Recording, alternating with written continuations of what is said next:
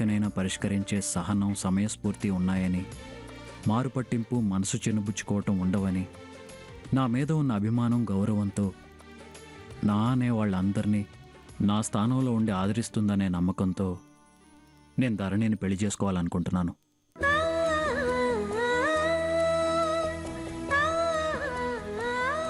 కానీ నా ఈ నిర్ణయాన్ని ఎవరూ సమర్థించరన్న చిన్న భయం కూడా లోపలుంది.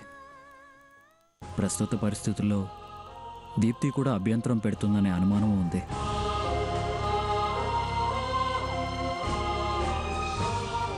వాళ్ళందరికన్నా ముందు నేను ఒకసారి ధరణితో మనసు విప్పి మాట్లాడి తన అభిప్రాయం కూడా తెలుసుకోవాలనుంది. ఏమంటావక్క? ఎవరేమన్నా నీ ఇష్టంలో న్యాయం ఉంది. నీ ఆలోచనలన్నీ 100% కరెక్ట్. ధరణి గురించి మనందరికీ బాగా తెలుసు కదా. ఇంకా నువ్వు ప్రత్యేకంగా మాట్లాడాలనుకోవడం ఎందుకు?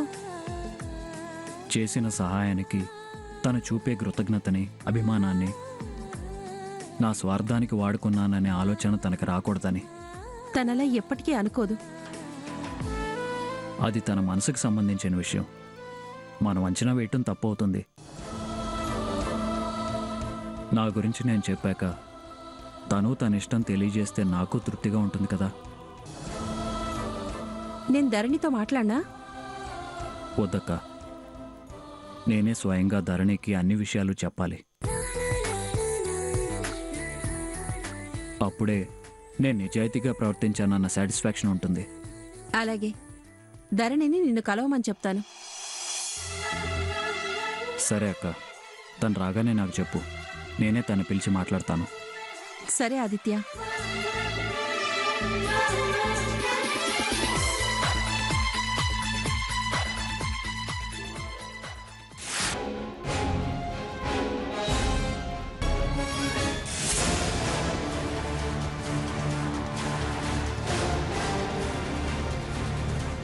ఏంటి దీప్తి గారు, ఇంతకాలం నుండి మీరు నన్ను చూస్తూ కూడా నన్ను అపార్థం చేసుకుంటున్నారు.